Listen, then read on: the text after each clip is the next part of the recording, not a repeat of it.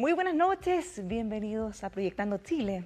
Estamos viviendo tiempos muy complejos, muchos cambios, comienza un proceso constituyente en el que sin duda vamos a tener muchos desafíos. ¿Vamos a estar a la altura? ¿Cómo va a estar ese ambiente? ¿Qué tan dispuestos vamos a estar a abrirnos, a escuchar nuevas propuestas, a convencer, pero sobre todo también a estar dispuestos a que nos puedan convencer a nosotros mismos? Proyectando Chile nace justamente para eso, para hacer un aporte en este debate. Vamos a estar discutiendo los temas más importantes, los que van a poder cambiar el Chile del mañana en profundidad y con un ambiente de respeto, tolerancia, de muchas visiones distintas en cada programa, abordando los temas que a largo plazo van a configurar, como les decía, el Chile del mañana. Este es el primero de un ciclo de 8 capítulos. Vamos a estar 8 semanas comentando los temas que, como les decía, sin duda van a ser algunos de los más relevantes en la discusión respecto a qué deberíamos o no modificar en este proceso constituyente. En este camino nos acompañará Claudia Sangüesa. ¿Cómo estás, Claudia? Muy bien. Claudia es economista de la Universidad de Chile, doctorada en Economía de la Universidad de Cambridge, directora del Centro de Economía y Política Social de la Universidad Mayor, investigadora adjunta del Centro de Estudios de Conflicto y Cohesión Social, también integrante del directorio de la Fundación Nacional para la Superación de la Pobreza. Fue una de las 6 economistas convocadas por el Colegio Médico para trabajar en una propuesta que posteriormente terminó con 16 economistas haciendo un acuerdo económico para enfrentar la pandemia. Bienvenida, Claudia, ¿cómo estás? Muy bien, gracias. También estaremos en este recorrido junto a Harald Beyer. Bienvenido, ¿cómo estás, Harald? Hola, ¿cómo estás? Harald es ingeniero comercial de la Universidad de Chile, realizó sus estudios de posgrado en la Universidad de California, doctorándose en economía. Es actualmente rector de la Universidad Adolfo Ibáñez, también ha sido director del Centro de Estudios Públicos, colaborador con el Consejo de Redacción de El Mercurio y además fue también ministro de Educación. Bienvenido. Hola, muchas gracias por invitarme. Bueno, junto con hacer un análisis cada semana con Claudia y Harald, vamos a tener invitados dependiendo del tema de que estemos tratando en cada programa. Y hoy, por supuesto, hemos querido partir por el principio. Vamos a hablar del proceso constituyente en sí. ¿Cómo está el ambiente? ¿Cómo se van a desarrollar estas conversaciones? ¿Cuáles son las principales inquietudes? ¿Cuáles son también los temores? Hay que decirlo, hay que preocuparse también de poder abordar todas estas aristas. ¿Qué tanto espacio va a haber para desarrollar un proceso amplio en que podamos debatir, dejando de lado estos tiempos a veces tan tensos y polarizados? Bueno, esos son algunos de los temas que nos vamos a abocar hoy. Como pueden ver, hemos tomado todas las medidas, por supuesto, estamos respetando completamente los protocolos sanitarios, tenemos distanciamiento social correspondiente, así que nuestros equipos, todos quienes están en este estudio también, con la mascarilla y todo lo que corresponde, así que estamos bien protegidos. Claudia, Harald, bienvenidos, ahora sí podemos conversar. Y me gustaría partir pensando justamente en cómo ha ido cambiando el debate constituyente en estos días. ¿Ustedes creen que ha cambiado el eje? Quizá ya no tanto partiendo desde el apruebo versus rechazo, sino que con las últimas declaraciones, incluso del presidente Piñera, ya más bien partir de una base que efectivamente van a haber cambios o deberían haber cambios y el tema es cómo se deberían hacer, Claudia. Sí, yo creo que ha cambiado en los últimos días el eje, eso espero yo. Había un acuerdo ya bastante amplio, ¿cierto?, cuando se firmó este acuerdo por la paz social, ¿cierto? Y creo que llegó el momento, además de discutir también más los contenidos de esa nueva constitución, que está discutiendo si vamos a tener o no una nueva constitución. Así que me parece que sí, que es oportuno. Harald. Sí, no hay que sorprenderse tanto. Si uno recuerda la campaña presidencial, todas las candidaturas, salvo una, propusieron cambios constitucionales. Eran distintas maneras de llevarlas adelante, pero todos querían hacer cambios constitucionales. Yo creo que es muy positivo que el país se enriele, que vaya avanzando en esto que decía en el plebiscito que viene, cuáles son los caminos, y luego, si gana el apruebo, se elija, ¿no es cierto?, a los convencionales y de alguna forma vayamos despejando y vayamos avanzando en un tema que creo que es bien importante para el país, producto de lo que ha pasado. Intentar salidas políticas que permitan construir en comunidad, por así decirlo, ¿no es cierto?, las reglas del juego en el que nos vamos a desenvolver como país en el futuro, creo que es muy importante. ¿Y ustedes creen que de alguna manera con este cambio de eje también puede bajar la tensión que hemos visto en las últimas semanas? Y esta como polarización también que nos tiene bien preocupados. Difícil saber eso, porque creo que creo que igual las visiones acerca de cómo vamos a formular, cuáles van a ser los principios detrás de la Constitución, todavía hay bastante diferencia, creo yo. Porque cierta visión está en la Constitución de 1980, el tema de la subsidiariedad, por ejemplo, ¿cierto? Y otros de la propiedad privada, y hay varias otras temas. O sea, temas que podrían generar tensión en su momento. Sí, yo creo que, pero está bien, o sea, yo no lo veo como algo negativo, yo creo que está bien que se digan cuáles son las diferencias. Y que se conversen, si esa es la idea del proceso constituyente. Y yo creo que en eso estamos hace mucho tiempo, básicamente. La sociedad en general está como en el fondo en estas diferencias, y es bueno que haya este espacio para poder saber bien en realidad cuáles son las diferencias. A lo mejor tampoco son tantas, a lo mejor hay acuerdos sobre ciertos principios clave, o sea, pero eso estará por verse, yo creo, y es bueno que tengamos esa discusión ahora. Sí. Chile, yo creo que históricamente ha sido un país de grandes desacuerdos, pero logra a través de distintos procesos institucionales ir acomodándolos, esos desacuerdos, de una forma que es virtuosa finalmente. Yo no veo, si bien ha habido algo de crispaciones en el último tiempo, creo que esas crispaciones son naturales en los procesos políticos. Hay ciclos todo el tiempo, y supongo que el hecho de que haya habido este acuerdo, y este acuerdo da una salida institucional, una vez que eso se empiece de alguna manera a filtrar, las personas se ponen en campaña, digamos, para ir acordando esta nueva Constitución, digamos. A mí no me preocupa mayormente, y creo además que hay una historia en los últimos 10 años, por lo menos, de muchos trabajos de constitucionalistas, de expertos, muchas opiniones de las que uno puede de alguna forma nutrirse para generar este proceso de discusión.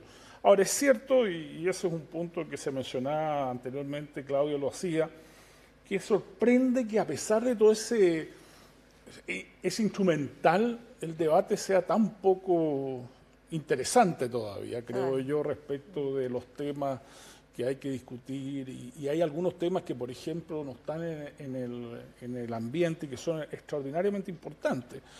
Por ejemplo, el régimen político, descentralización, una serie de elementos del debate hoy día están muy concentrados en unos pocos aspectos que yo creo que no son tan fundamentales para ir definiendo cómo vamos a compartir en comunidad en el futuro. O sea, ¿será que el plebiscito y los aspectos respecto a cómo se puede hacer o no se están llevando de alguna manera toda la conversación?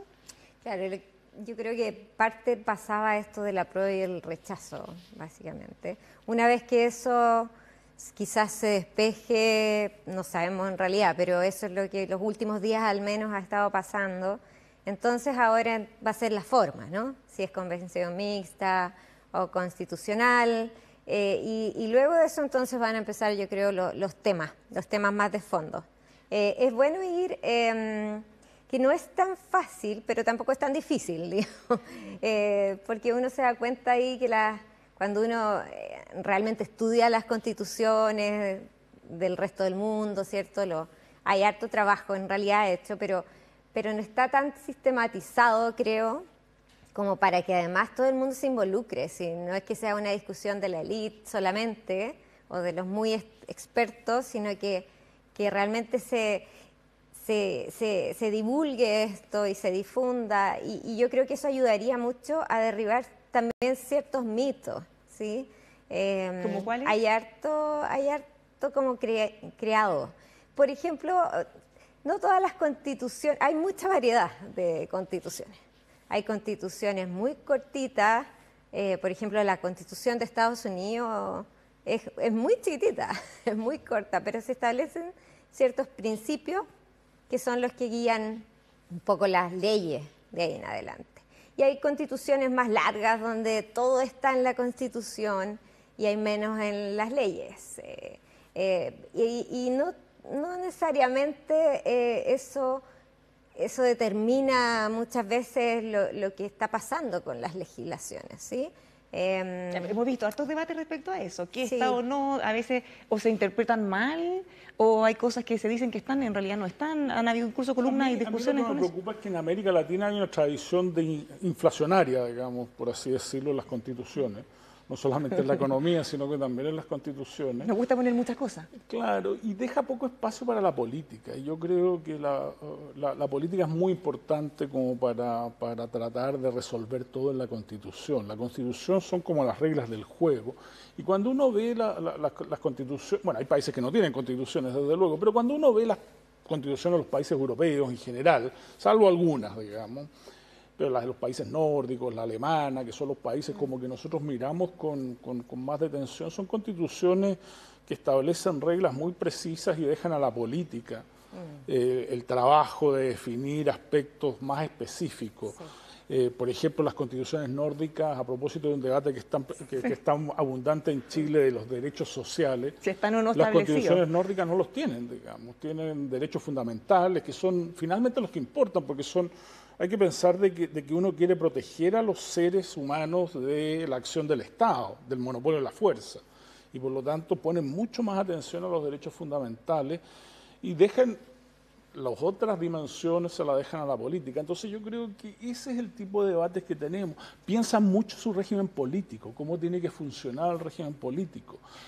Ahora, claro, tienen particularidades como el reino, digamos, porque son monarquías constitucionales, y en el caso de la Constitución sueca hay todo un apartado sobre la sucesión, porque tuvieron un problema histórico con la sucesión. Claro, nosotros para eso no tiene ninguna pertinencia para nosotros, pero todo lo demás creo que es muy pertinente. Hay que aprender mucho de esas experiencias, creo yo, más que de las experiencias latinoamericanas.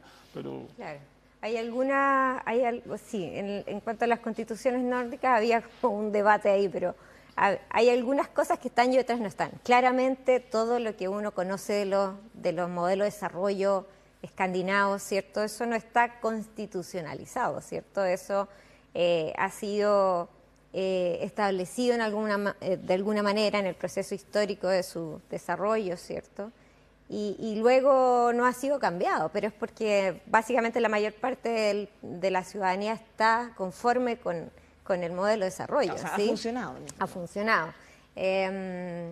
Sí, yo creo que ahora el modelo como está en Chile, el proceso constituyente, va a necesitar de 2/3 de la convención, ¿cierto?, de la convención constitucional para que quede en la Constitución. Entonces, Ahora, creo que otro eso... debate, que también de alguna manera puede sustentar algunos temores, porque dicen, bueno, ¿qué pasa si no nos ponemos de acuerdo y no queda casi nada en la Constitución? Ese es un argumento que se repite harto. bueno, yo supongo que hay ciertas cosas que tienen que estar en una Constitución. O sea, yo no supongo que no va a haber discrepancia respecto a ciertos derechos fundamentales, la libertad de expresión, la libertad de prensa y protección de las personas, digamos. Me parece que todo eso va a estar muy claramente establecido en la Constitución, y me cuesta pensar de que en eso no vaya a haber acuerdo sobre el régimen político, sobre si vamos a tener municipios más fuertes, regiones más fuertes. No, me cuesta creer que en esos temas que son fundamentales de una Constitución no tengamos acuerdo. Van a haber discrepancias en otras dimensiones. Y supongo que el debate es un debate de persuasión, de dejarse convencer, de aportar antecedentes. Y claro, la regla del, entre comillas, de las grandes mayorías para aprobar eso debería llevar a acuerdos razonables. Hay un argumento que dice, mire, con estos grandes acuerdos vamos a empezar a transar, digamos. Entonces vamos a tener una constitución muy inflamada. Yo tengo dudas respecto de eso. En el caso de, por ejemplo, Sudáfrica, después del apartheid, ellos también tuvieron un proceso constituyente y tenían una regla además de unanimidad en la Convención Constitucional para ponerse de acuerdo. Y o sea, lo hicieron, salió una constitución, ¿cierto? O sea, hay países, y no digo que estemos en la misma situación, pero hay países que han estado en quizá mayor polarización, ¿cierto? O más quiebre, y han salido de esto con algo. O sea, no creo que ese sea como factible, ese escenario. Ahora uno lo puede mirar también al revés. Por ejemplo, en una entrevista hace unos días, Genaro Arriagada decía, bueno, ¿a qué le tiene miedo la derecha? Ellos siempre han tenido un 40% o más en las elecciones, entonces este 2/3 de alguna manera debería ser una garantía de que no haya nada que pudiera de alguna manera destruir Chile o en el fondo generar cambios tan profundos que ellos no quisieran, porque no tienen cómo aprobarlo. Entonces, ¿cómo eso funciona efectivamente como una garantía para que nadie, no solo la derecha, sino que ningún sector tenga ese temor de que podamos terminar con una constitución totalmente contraria a lo que ellos piensan? O sea, yo no diría que en la derecha existe este temor. O sea, hay sectores de la derecha que tienen este temor, pero si uno ve en el gabinete, más de la mitad del gabinete está a favor del apruebo, de acuerdo a las contabilidades que se han hecho. Y supongo que a grandes rasgos la gente que está en el gabinete de derecha. Entonces, hay por supuesto sectores que ven una suerte de extorsión en este proceso, digamos, y creo que ellos son muy negativos respecto de lo que puede suceder. Pero a mí me parece que aquí hubo un acuerdo que ocurrieron todos los partidos políticos con representación de casi todos los que tenían representación en el Parlamento, incluidos todos los de derecha, acordaron un cronograma. Para ellos es legítimo votar apruebo o rechazo, y bueno, eso sigue siendo legítimo para todos los ciudadanos, digamos, y por lo tanto habrá que ver cómo eso va fluyendo.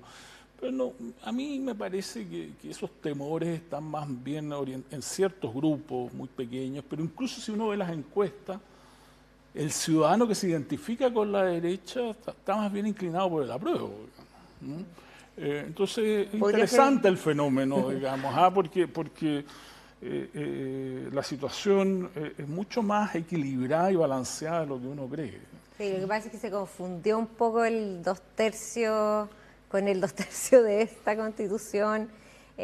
Usualmente las constituciones se establecen con quórum muy alto, o 2/3 o unanimidad, de hecho, en algunos países, porque obviamente son un acuerdo sobre cómo vamos a funcionar hacia el futuro. Entonces, y uno quisiera que esa Constitución durara muchos años, no quisiera que cambiara cada cierto tiempo. O sea, eso lo que tiene sentido que sea alto. Tiene sentido que sea alto, y que esa convención, cierto, ese grupo de personas se ponga de acuerdo en cosas muy fundamentales. En ese sentido estoy de acuerdo. Yo creo que van a haber cosas sobre las cuales partir. De hecho, es interesante que por lo menos en las encuestas que circulan, ¿no es cierto? Hay también un 10-15% de la gente que se identifica o se autoclasifica de izquierda que está por el rechazo. Entonces, todos estos temas son mucho más complejos. No sé, todos estos temas son mucho más complejos de lo que uno habitualmente cree, y cómo la gente forma su opinión respecto a cómo votar en el plebiscito, si por el apruebo o el rechazo. Yo creo que es algo que no entendemos adecuadamente bien, y eso es un poquito, me parece, que es lo que tiene tan incómodo a la derecha en esta posición, porque se da cuenta, debe estar viendo las encuestas, que su electorado no tiene...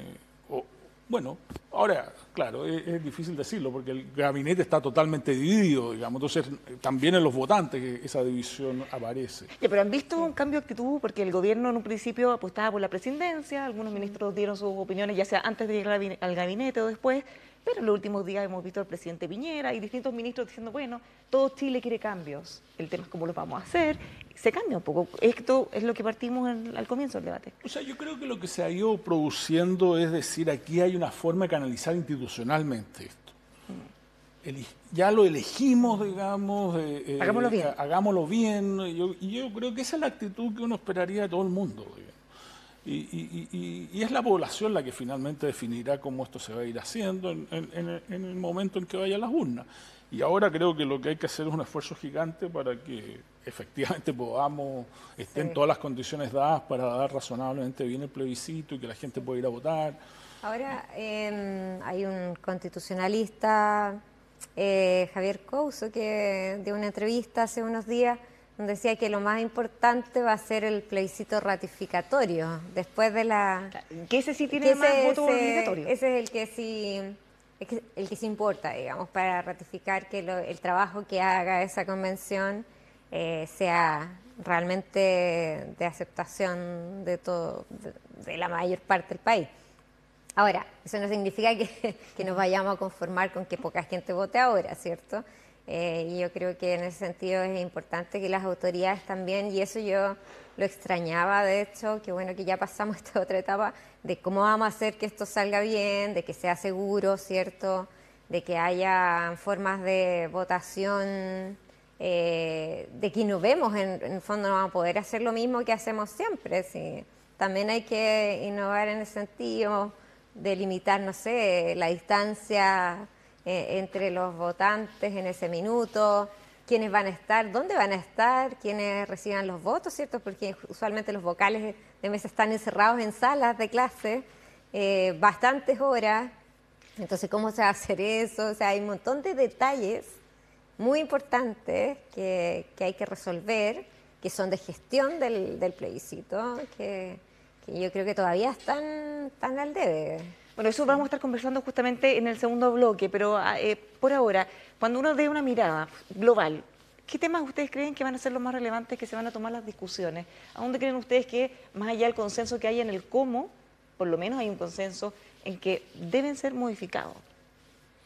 Hay una discusión que a mí me parece que ha acaparado un poquito el debate, que es esta discusión entre Estado subsidiario y Estado social, que yo creo que es totalmente irrelevante, para ser franco, digamos. Y eso es un poquito lo que me preocupa a mí del debate, digamos, de que el debate finalmente se vaya, por así decirlo, por cosas menos relevantes y deje de lado cosas que son extraordinariamente importantes para el país. ¿Por qué digo que es poco relevante? Porque yo creo que esa es una decisión de la política. Los candidatos siempre tienen distintas opciones, tienen distintas formas de ir a presentarle al país cómo quieren que el país se vaya evolucionando, y eso me parece que es muy legítimo y la Constitución no debería entrampar esas distintas opciones políticas, digamos. Por eso que se dice mucho que la Constitución actual es tramposa, pero si vamos a estar discutiendo hacerla tramposa desde el otro lado, digamos, me parece que es equivocar, por así decirlo, el foco. El foco tiene que ser una buena Constitución que permita que la democracia funcione de la mejor manera posible, que todos se puedan expresar, que puedan de alguna forma levantar sus proyectos políticos, convencer a la ciudadanía de que ese proyecto político es el que es el adecuado para el país, que la Constitución no entorpezca el desarrollo de ese proyecto político. Eso es lo que a mí me gustaría, digamos, pero de repente veo en el debate mucha confusión respecto de qué es lo que realmente, de qué es lo que se trata una Constitución, digamos. Yo creo que hay distintos temas. Hay uno como el que dice Harald, que es como cómo se organiza la democracia, básicamente, quiénes van a tomar las decisiones, en qué paso y qué decisiones. Y hay otros temas, y yo creo que eso es lo fundamental, básicamente, ¿sí? Pero hay otros temas que también se van a conversar. Y hay harto hecho de esos temas que le interesan también a los ciudadanos en estos informes que salieron de los encuentros localmente autoconvocados que se hicieron durante el gobierno anterior. Se redactó un informe, de hecho, y hay hartas cosas que le interesan a la gente. Por ejemplo, el tema medioambiental es como el primer así, lo más importante. De hecho, sale antes que... Entonces,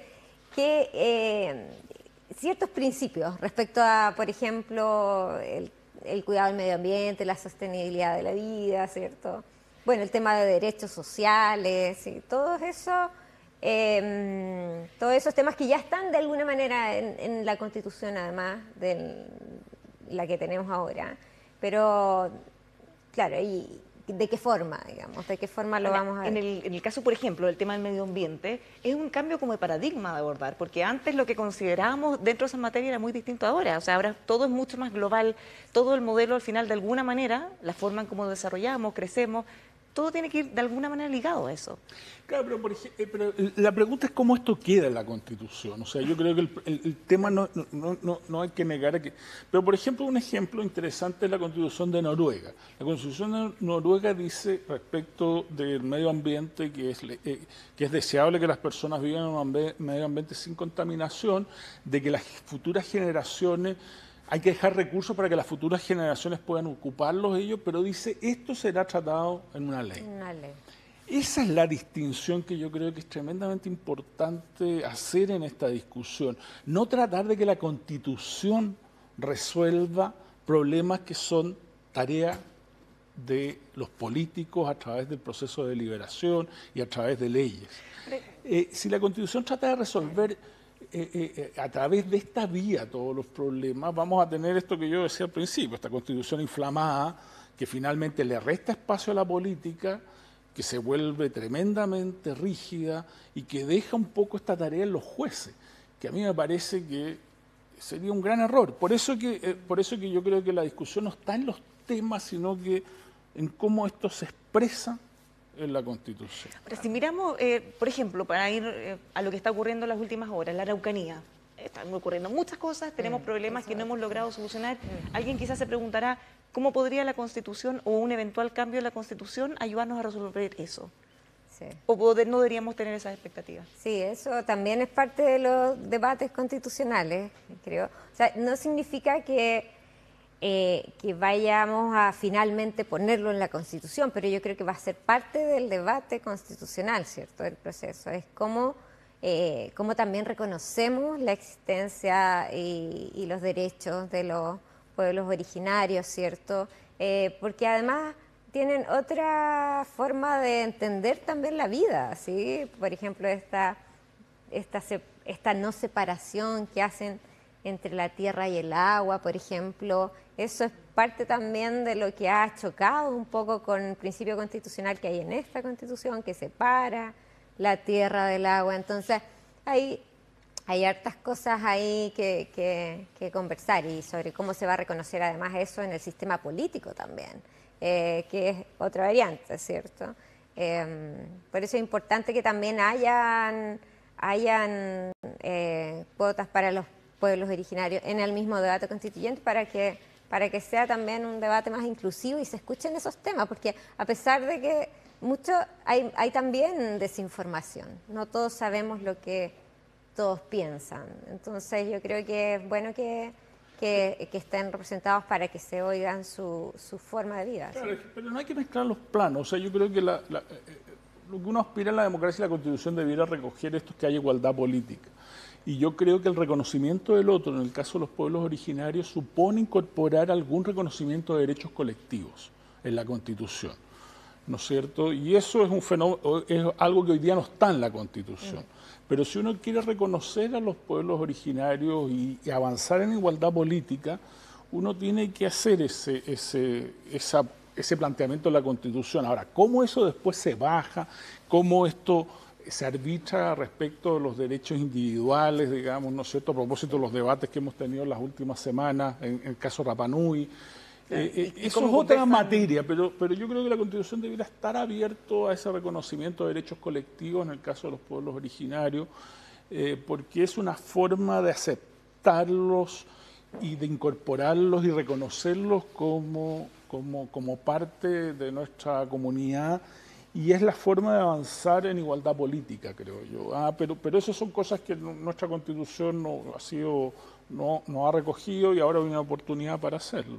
Y además, como conversan con pero los respecto de los escaños y de otras cosas, eso yo creo que no es eso es materia de leyes más bien, digamos. Bueno, eso.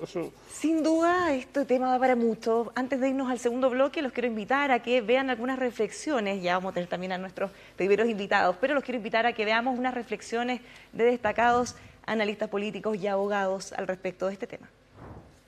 Yo creo que la Constitución está muerta. Ese es el problema. Yo creo que estamos viviendo bajo un cadáver de Constitución, porque nadie está dispuesto a salir en su defensa. Estamos viviendo bajo una Constitución que ya no configura un estándar reconocido de conducta para todos. Y necesitamos una Constitución. Sería tan bueno que tuviéramos una Constitución viva, y tenemos una Constitución que está muerta. La lógica, digamos, de un Estado de Derecho, uno se gobierna por reglas y no por personas, y no cuando a una persona le parece que una regla ya está muerta, la regla está muerta, digamos. A mi juicio eso creo que es parte, digamos, de la lógica de vivir en una sociedad civilizada. En promedio, cada 60 años en Chile se ha cambiado la Constitución, y es la primera vez que se podría hacer de modo participativo. Y yo creo que eso, si muchos actores, hay mucho conocimiento acumulado, hay universidades, hay intelectuales, medios de comunicación que están interesados, ONG, actores sociales, y por lo tanto, si se logra materializar una dinámica de participación y encauzar discusiones que son súper interesantes y desafiante, o sea, todo el tema Estado unitario, pueblos indígenas, derechos, derechos digitales, medio ambiente, o sea, son temas que podrían hacernos pensar de aquí a 50 años, y esa oportunidad se da muy pocas veces. Estamos en un ambiente polarizado, estamos en un ambiente donde hay una crisis política institucional bastante evidente.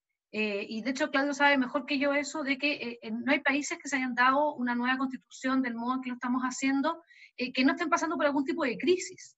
Entonces, generalmente no es como está todo armonioso, está todo perfecto y nos levantamos y decimos, hagamos una nueva constitución. Entonces, claramente esto ocurre porque efectivamente hay una crisis de legitimidad de la constitución antigua, pero también de las instituciones. Que en la gran mayoría de los países latinoamericanos, en situaciones como estas, se ponen pisos mínimos, porque es obvio que necesitas reunir una cantidad de votantes para darle legitimidad y expresión genuina a la voluntad soberana. Entonces, mire, fíjese usted que en Uruguay se pide un 35%, en Costa Rica se pide un 30, un 40%, o sea, evidentemente usted tiene expresiones de distinto tipo. Entonces así se van dando las cosas en otros países, y yo creo que eso lo tenemos que atender con mucha atención, ¿no? Y yo creo que por ahí va la pregunta que hay que hacerse.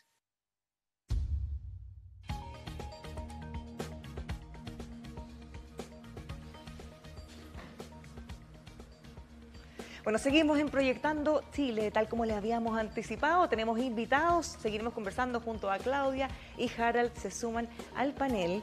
Paulina Bodanovich, ¿cómo estás, Paulina? Bienvenida. Muy bien, Bárbara, gracias.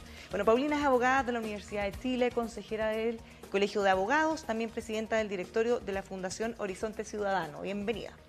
Muchas gracias. Estamos también junto a Hernán Corral, él es abogado de la Pontificia Universidad Católica de Chile, también es doctor en Derecho en la Universidad de Navarra, España, y académico de la Universidad de los Andes. Bienvenido. Encantado de estar acá, pues. Bueno, vamos a seguir conversando. Me imagino que ustedes vieron las imágenes que mostrábamos de distintos abogados y analistas, y como para partir la conversación, a propósito de lo que nos decía el abogado Fernando Atra en uno de nuestros programas en EMOL TV hace un tiempo, ¿les parece a ustedes que la Constitución está muerta, Paulina? No, es una afirmación bastante fuerte la de Fernando, pero claramente la Constitución tiene varios problemas, y uno de ellos es la falta de legitimidad del proceso en que se crea y que nace, porque finalmente es una Constitución que se hizo en un periodo histórico determinado, ¿cierto?, por la Junta de Gobierno, con una cierta visión, y que no fue proceso de discusión. El mismo plebiscito en que se aprueba esa Constitución tampoco fue un plebiscito informado, ni con las debidas garantías que debiera tener un proceso eleccionario. Entonces tiene problemas de forma y de fondo.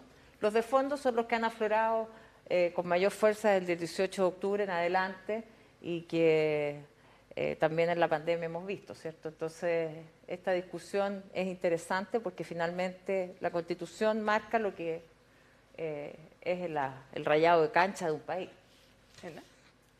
Sí, a mí, yo soy bastante amigo de Fernando, pero yo creo que a él le juega muy en contra su propia inteligencia, ¿no? ¿En qué sentido, en este caso, por lo menos? En este sentido, porque, claro, ¿no?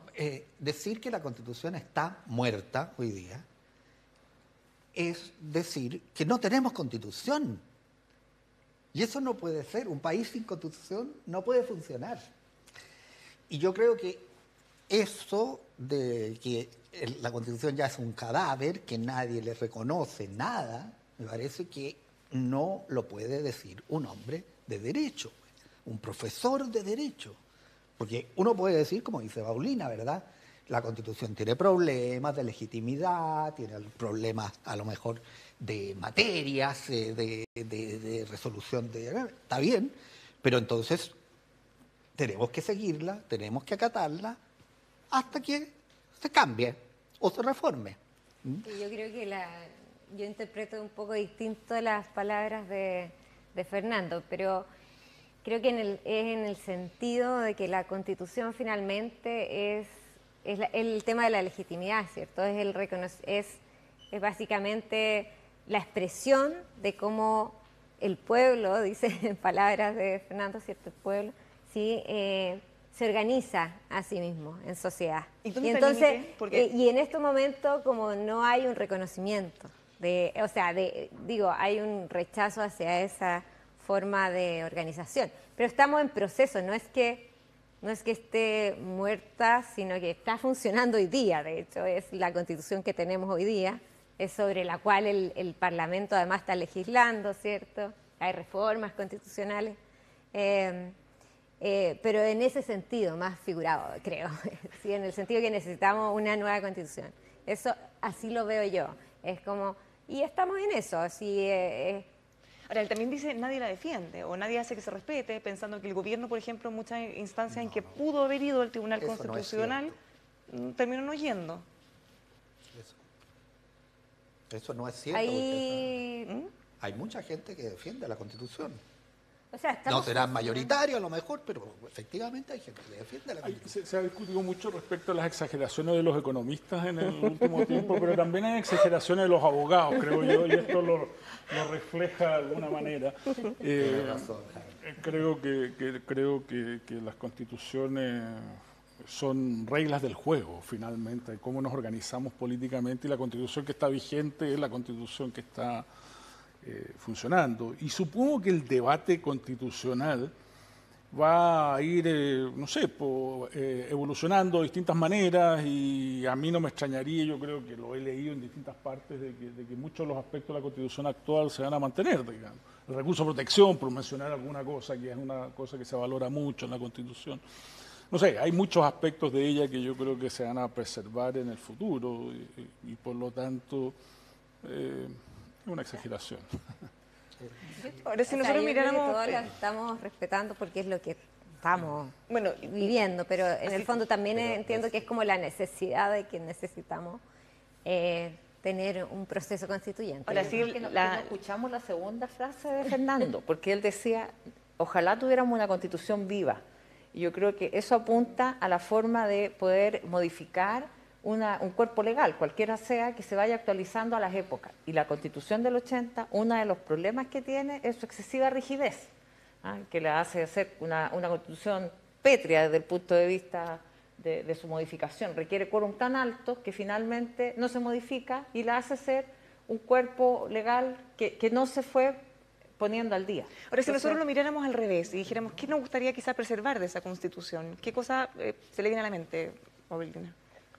Yo creo que la Constitución tiene, toda Constitución tiene que tener una cierta estructura, ¿cierto? Tiene que, por lo pronto, contemplar la forma de su propia modificación que la haga precisamente poder actualizarse. Y lo que me preocupa un poco hoy día, sobre todo en los abogados, es que veo que todo el mundo está escribiendo constituciones. Y yo creo que lo que no hay que hacer es eso, es el anti-ejercicio, porque lo que tenemos que pensar es qué queremos, no el articulado. Por lo pronto, la Constitución del 80 es una Constitución muy extensa, regula demasiadas materias, lo decían ustedes en el primer bloque, y con mucho detalle. Y por lo tanto, y eso también incide en que finalmente quede poco espacio para el debate y que se vaya volviendo cada vez más rígido el sistema. Entonces, yo apuntaría a que la Constitución futura, y sobre todo por el tema de los 2/3 del acuerdo, que es indispensable poder conversar y llegar a esos acuerdos, apuntaría a una Constitución más breve, donde tengamos principios fundamentales claros, formas de tutela de esos derechos y las instituciones que sean necesarias, pero con un menor detalle del que tenemos hoy día. ¿Hernán? Sí, yo también coincido. Como alguna vez creo que le escuché a Jorge Correa, Sutil, que los constituyentes tendrían que ir más bien con goma de borrar que con lápiz, ¿no? O sea, a suprimir cosas más que a escribir. De todas maneras, a mí me resulta complejo, porque como decía Harold en el primer módulo, estamos en un ámbito, en un latinoamericano, en que todo queremos ponerlo en la Constitución. Todo queremos ponerlo en la Constitución. De hecho, las reformas, yo no estoy tan de acuerdo con Paulina que que haya sido tan rígida, porque es la Constitución que más reformas ha tenido. Y sobre todo la última, la del 2005, que fue enorme, que fue propiciada por el presidente Lagos. Así que yo no veo que sea tan rígida, ¿no? Y que no se haya podido actualizar. De hecho, la modificaron hace poco para el 10% del retiro de fondos de pensiones y no hubo problema de incluso llegar a los 2/3, ¿no? Entonces, bueno, pero lo que yo veo es que la Constitución del 80, ¿no es cierto?, es cierto que es extensa, porque también responde a la crisis que se vivió, recordémoslo, la crisis que se vivió en la Unidad Popular, en el gobierno de la Unidad Popular, en que Chile estuvo al borde de una guerra civil. Entonces, claro, esa Constitución de alguna manera responde a eso. ¿Por qué se exacerba tanto el derecho de propiedad y se habla mucho del derecho de propiedad? Bueno, porque se avasalló el derecho de propiedad con reformas agrarias, con tomas de empresas, con tomas de campo, etcétera, ¿no? Entonces, la Constitución, es cierto, obedece a eso, ¿no? Y yo creo que acá tengo el temor, ¿ah? Yo quisiera que no fuera así, pero tengo el temor de que ese 2/3 va a incentivar no una constitución mínima, sino una constitución extensísima. Justamente iba a apuntar a eso y le iba a preguntar a Harald si es que se podía generar ese incentivo de alguna manera, decir, bueno, ya, nosotros te damos el acuerdo para poner esto que tú quieres y tú pones esto que para mí es fundamental y al final empiezan a poner muchas cosas. O sea, existe ese riesgo, yo lo dije en el primer bloque, me parece que indudablemente que es un sistema donde un tercio bloquea al otro, por así decirlo, tiene ese problema. Y puede generar. Yo espero que no ocurra porque yo lo que he visto en los distintos documentos que han publicado distintos grupos de abogados, distintas comisiones, he visto productos sensatos, digamos, y supongo que eso va a influir en el debate. Y yo siempre creo que las ideas finalmente se cuelan e influyen, digamos. Por eso que no tengo tanto temor, pero desde la lógica, por así decirlo, de teoría de juegos, existe ese riesgo, es indudable que existe. Yo creo que hay para mí el problema constitucional es más bien el problema que hubo con la representación política, creo. Y eso finalmente no permitió que ciertas cosas cambiaran. O sea, por ejemplo, el sistema binominal, ¿sí? Que hizo que básicamente el sistema binominal y las leyes de quórum calificado, digamos, de altos quórum, hacen que esas dos cosas juntas no permiten que la fuerza que tiene mayoría en el Congreso, pero no una mayoría súper grande como para cambiar un quórum calificado, se exprese básicamente en leyes. Y eso provocó una especie de trampa, básicamente, y de camisa de fuerza. Y eso es lo que básicamente terminaba siempre en el Tribunal Constitucional, ¿cierto? Y no se podían modificar. Y yo creo que eso finalmente fue lo que al final fue como una especie de muralla que hizo que se demorara el país en avanzar en ciertas reformas. No tanto la Constitución en sí misma, por ejemplo, en tema de seguridad social. En la Constitución dice que las personas tienen derecho a la seguridad social, que además el Estado puede cobrar contribuciones a la seguridad social. Sin embargo, nosotros todavía no tenemos un sistema de seguridad social propiamente tal, y cada vez que hemos discutido un poco la idea de cobrar contribuciones a la seguridad social, aparece esta idea de que puede ser expropiación, ¿cierto? Que es expropiación de los salarios, nos entrampamos en ciertas cosas. Y creo que es más un tema político, porque por ejemplo el seguro de cesantía sí tiene un fondo de reparto, ¿cierto? Sí cobra contribución a la seguridad social, pero al empleador, no al trabajador. Entonces, básicamente creo que que el principal problema fue más bien político y de estas leyes de quórum calificado, y eso va a cambiar básicamente, porque las leyes, si es que depende de lo que pase en la convención. Sí, pero una precisión leguleya a lo mejor. Las leyes de quórum calificado requieren mayoría absoluta, no requieren más que la mayoría. Son las leyes orgánicas constitucionales, esas sí que son mayores. Sí, a eso me refería, gracias. Ahora, en todo caso, lo que Claudia dice hace ver que en realidad no es tanto problema la Constitución. No es tanto problema. Y de hecho, me parece a mí que el estallido social de octubre, etcétera, no tuvo en sus comienzos, en su inicio, nada que ver con el problema constitucional, con la legitimidad constitucional. O sea, los problemas eran las bajas pensiones, ¿no es cierto?, la desigualdad, en fin. Pero entonces yo creo que efectivamente aquí los políticos que dijeron, bueno, hagamos un acuerdo para hacer un proceso constituyente y con eso le damos salida a esto. Pero no era, en principio, una reivindicación de las personas que se manifestaron. Además, porque los reclamos eran muy disímiles, muy dispares, de distintas cosas.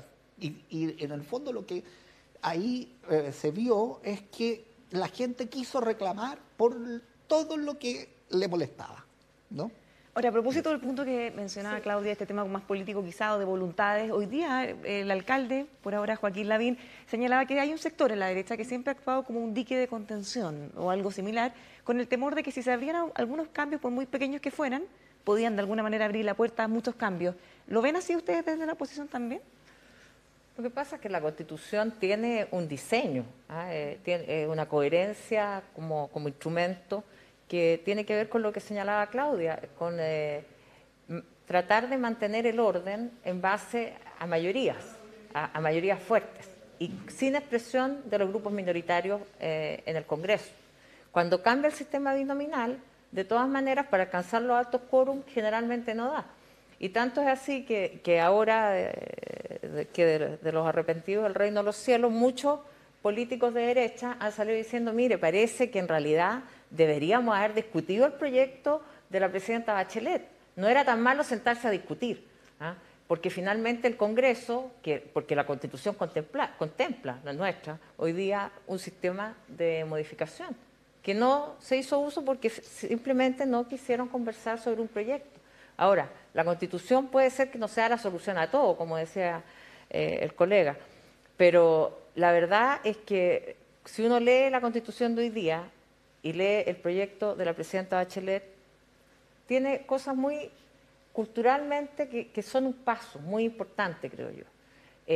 Parte hablando ese proyecto de los pueblos de Chile nos damos esta Constitución, es decir, parte con un reconocimiento explícito a que no somos solo un pueblo, a los pueblos originarios. Habla de hombres y mujeres en igualdad de derechos, menciona a las mujeres, cosa que la Constitución del 80 solo por una reforma nos agregó ahí una palabra. Menciona a los niños y niñas y adolescentes en sus derechos y en la condición de, digamos, de reconocer su interés superior y velar por él.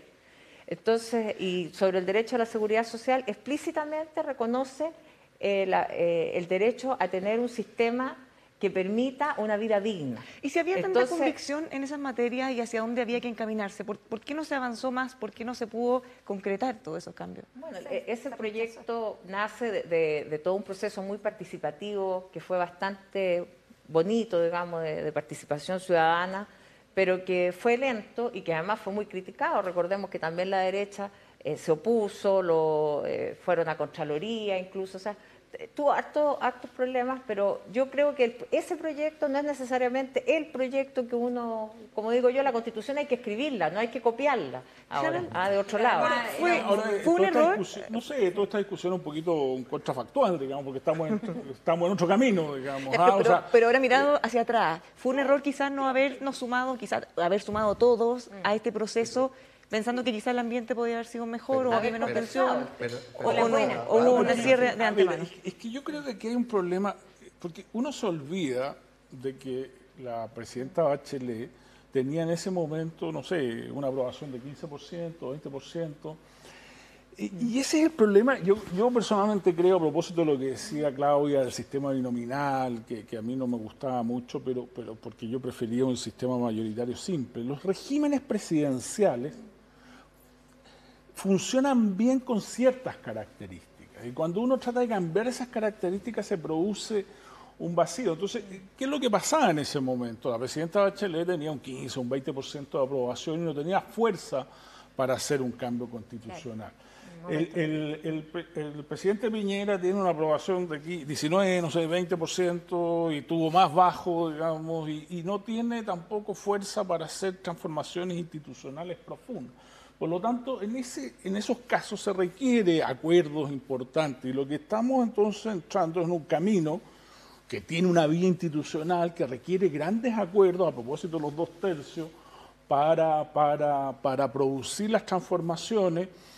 Y por lo tanto, tal vez no fue diseñado esto de esa manera, y a lo mejor en ese momento, el 12, ¿cuándo fue? El 15 de noviembre, no se dieron cuenta de todo esto, pero en el fondo lo que legislaron fue un proceso que requiere grandes acuerdos para llevarse adelante. Y que en el fondo trasciende al gobierno turno. A mí me parece que, claro, cuando uno tiene gobiernos con 20, 25%, no tienen la fuerza, aunque tengan mayoría en el Congreso, si eso es lo paradójico, porque la presidenta Bachelet tenía mayoría en el Congreso, no tiene la fuerza para producir la transformación. Entonces, yo creo que una de las grandes preguntas que tenemos que hacer a propósito de la Constitución, y yo la veo muy poco encima de la mesa, es cuál es el régimen político que nos queremos dar. Porque fíjense ustedes que los regímenes presidenciales que funcionan, o semipresidenciales, funcionan con sistemas, o sea, con elección parlamentaria, sistemas mayoritarios. Estados Unidos, Francia, que son los más típicos. Los gobiernos parlamentarios, en cambio, funcionan con regímenes políticos distintos. Y para nosotros, culturalmente, es muy importante que haya mucha participación y que hayan distintos movimientos. A lo mejor deberíamos pensar en un régimen parlamentario para el país. ¿Se fijan? Ese es el tipo de debate que yo encuentro que es tremendamente interesante y que nos estamos teniendo. Sí, pero lo vamos a tener aquí en alguno de nuestros programas. Claro. Sí, no, quería hacer una segunda opinión respecto a lo que recién dije, ¿cierto? Esta idea de estas leyes orgánicas constitucionales, ¿cierto? Supermayoritarias y el sistema binominal. Pero además pasaba que como la Constitución estableció cierta forma, ciertos principios, y eso era como difíciles de cambiar. Básicamente, el grupo, como esta idea, esta metáfora que decían, aunque se pierde, se gana. Aunque pierda, básicamente la derecha, igual gana, porque ya tiene su ideario en la Constitución, y es difícil de cambiar. Entonces, eso también quería hacer el punto, digamos, que por eso es... y por eso cuesta soltarlo, yo creo, desde ese sector, porque eso estaba todo un poco mucho ahí. Ahora, los países no desaparece ese sector cuando hay una nueva constitución, o sea, hay países, no sé, Estados Unidos, un buen ejemplo, ¿cierto? Entonces creo que ahora más bien hay que dejarla ir, ¿cierto? Y dar vuelta a la página y construir una constitución entre todos, ¿cierto? Y yo creo que lo que dice Harald efectivamente es verdad. Yo creo que algo importante que hace una constitución es básicamente distribuir, como se dice, el poder, es decir, quién toma las decisiones, cómo se toman. Entonces, ¿cuál va a ser ese régimen? Porque estamos en un sistema presidencialista, ahora justo en este momento, en estos meses, se ha cambiado un poco la distribución del poder, ¿cierto?, entre el Parlamento y el presidente. ¿Podemos movernos un poco más hacia allá o no? Yo creo que hay que equilibrar eso. Y también porque la política necesita también de legitimidad. O sea, las instituciones políticas, los políticos son importantes en una sociedad democrática. Y en estos momentos hay muy poca confianza en la política. Entonces también creo que tenemos que aprovechar este proceso constituyente para poder legitimar, ¿cierto?, las instituciones que finalmente son las que nos representan y son las que tienen que tomar las decisiones. Sí, tomando un poco lo que dice Claudia de este problema o déficit de confianza, Y yo quisiera, de alguna manera, abordar el tema que viene ahora, que es el plebiscito. El plebiscito de entrada, que se ha llamado, ¿verdad? Para, de alguna manera, entre comillas, desdramatizar, ¿no? Es decir, gane el apruebo o gane el rechazo, como dijo el presidente Piñera, igual vamos a tener que cambiar la Constitución. El problema está en cómo lo hacemos. Si lo hacemos con una comisión constituyente o si lo hacemos en un Congreso elegido de acuerdo al sistema representativo, proporcional. ¿Hay desconfianza en eso?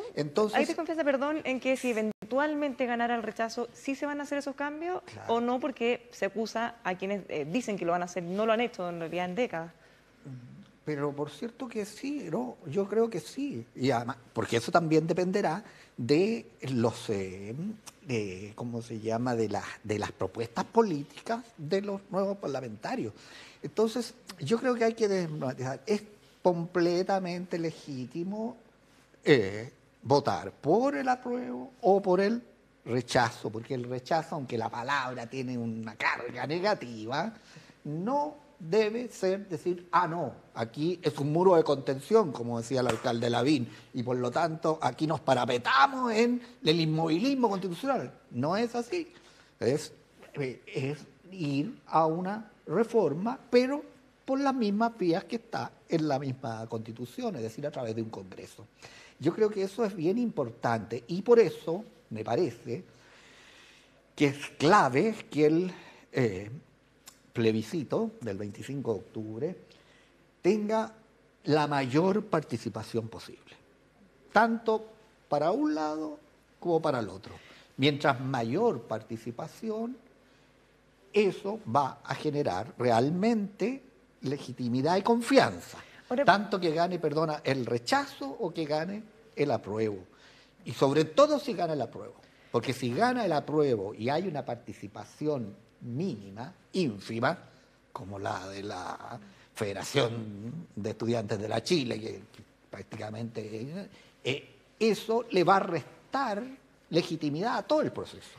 ¿Qué le parece, Paulina, ese debate justamente que se ha estado de alguna manera instalando respecto a la legitimidad, si es que efectivamente tuviéramos que restringirla de alguna manera? ¿Qué le parece cómo se ha ido generando eso? Yo creo que es bien importante lo que decía Hernán. El tema de cambiar la Constitución, porque el presidente el otro día usó 3 palabras, dijo, hay que cambiar, modificar, reformar. Entonces, en este afán del sinónimo.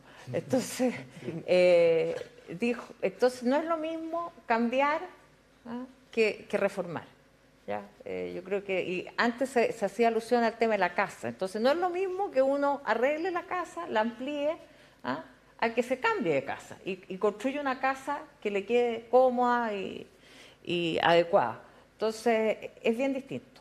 Entonces, yo creo que desde el punto de vista de la legitimidad, por supuesto, yo creo que va a ganar el apruebo, ni siquiera me pongo en el escenario de que ganara el rechazo, pero el tema de que vaya a votar la gente, por supuesto, es importante, como en todo proceso democrático. Pero aquí tenemos un problema de antes, ¿no? Obviamente la pandemia nos pone en un punto peor, pero tenemos un problema de falta de participación desde hace mucho tiempo. Todas las últimas elecciones han tenido bajísima participación. Entonces, ¿y por qué la gente no participa? Ese es el problema, que es lo que dice Claudia. La falta de confianza en las instituciones, de legitimidad. Entonces, es un círculo.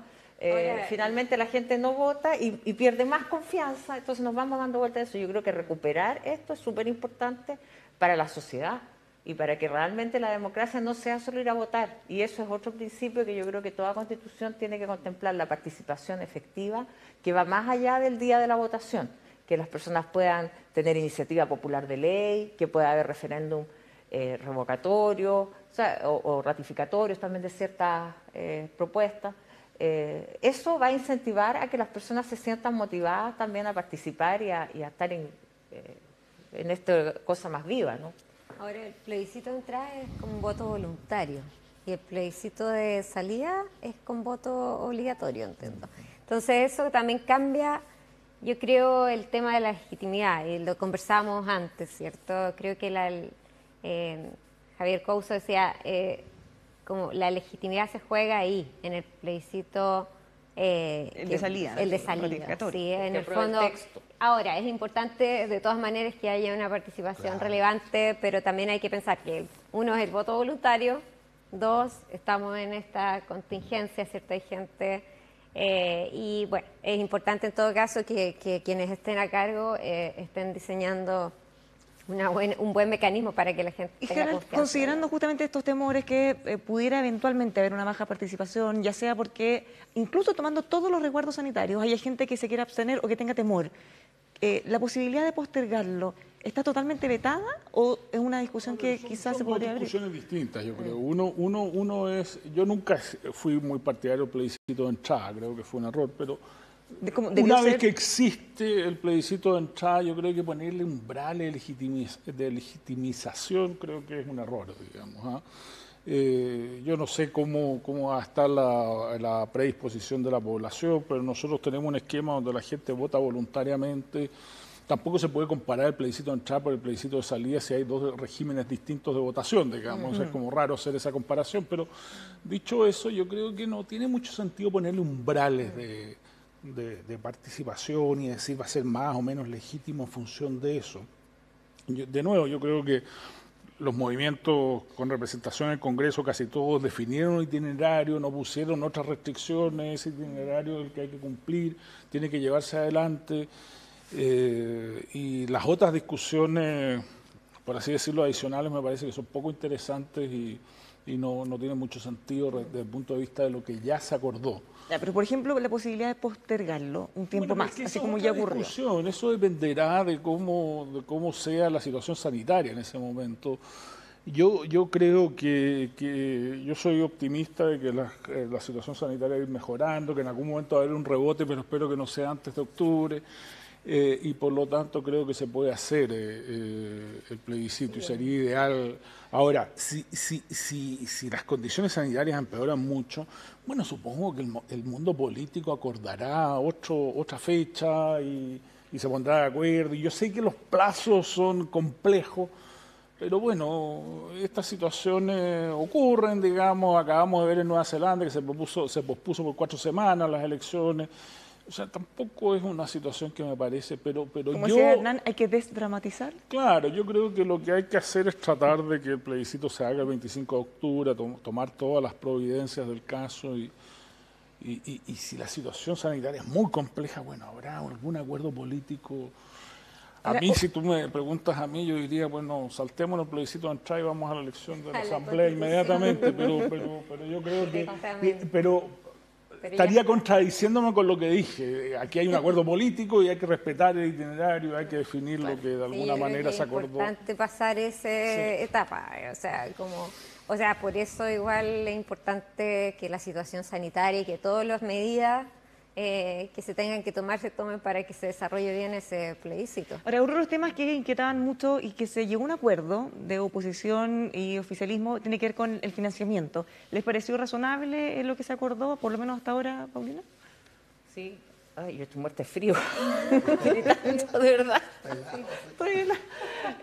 Mira, yo creo que era muy importante que se fijara el límite, porque verdaderamente tener una elección sin que tenga las normas comunes, digamos, aquí ya me pongo bien abogado, pero creo que es necesaria esa regulación. O sea, no se entendía que fuera a haber esta elección sin una limitación al gasto. Totalmente de acuerdo. Y me parece a mí que al final se llegó a una solución que me parece que fue sensata, ¿no? Porque lo que se había planteado al comienzo era que era por partido político. Y claro, eso desequilibraba totalmente, porque hay muchos partidos políticos por el apruebo y menos por el rechazo, ¿eh? Y en cambio, con esta nueva solución ya es mucho más equilibrado. Ahora, yo no sé si estoy tan de acuerdo retomando con Harald, respecto de que no tenga ninguna vinculación el problema de la participación en el plebiscito con la posible postergación. Porque efectivamente el problema es ese. O sea, sí se prevé que va a haber muy poca participación por la pandemia, entonces, claro, políticamente va a desmerecer ese acto. De hecho, por eso se postergó la vez anterior, ¿no? Entonces me parece a mí que efectivamente las dos cosas van ligadas. O sea, la pandemia no es porque hay un rebrote y que ya no se puede, no, sencillamente porque la gente va a tener miedo de participar, de ir. Sobre todo, si además se está diciendo que se les va a facilitar el voto a aquellas personas que están contagiados con COVID. Eso está todavía en discusión, están viendo los mecanismos. No, pero lo que pasa es que son, de nuevo, dos cosas distintas. Uno es si el virus está desatado, probablemente que hay que postergarlo, digamos. Eso es un criterio más objetivo, quizás. Pero claro, eso es lo que hay que evaluar en su momento, pero hoy día yo creo que el plebiscito está fijado el 25 de octubre, hay que tratar de que se haga y que se cumplan todas las condiciones.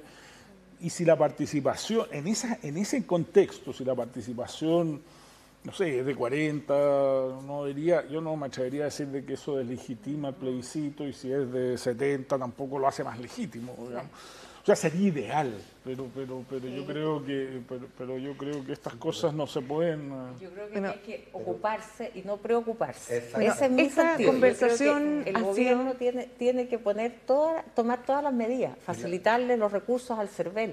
O sea, que haya certezas para la población de que se van a adoptar las medidas. Y por supuesto, como dice Harald, si la pandemia ya estamos en un nivel que ni Dios quiera sea tan alto, bueno, no se va a poder hacer, pero tenemos que tener certeza. Y yo creo que eso es lo que se necesita, que se adopten las medidas y todos tenemos, porque hasta hoy día en la mañana, Patricio Santamaría decía que todavía los recursos, o sea, creo que el gobierno tiene una responsabilidad en esto de garantizar las condiciones para que ese plebiscito sea seguro. Y esta conversación ha sido muy interesante, lamentablemente se nos acaba el tiempo, pero les vamos a dar algunos segundos finales para que puedan cerrar sus ideas. Paulina, ya que lo estabas comentando, para que puedas cerrar. Mire, yo creo que, bueno, en primer lugar, felicitar este espacio de conversación, me parece muy necesario para que vayamos todos también conociéndonos nuestras distintas perspectivas.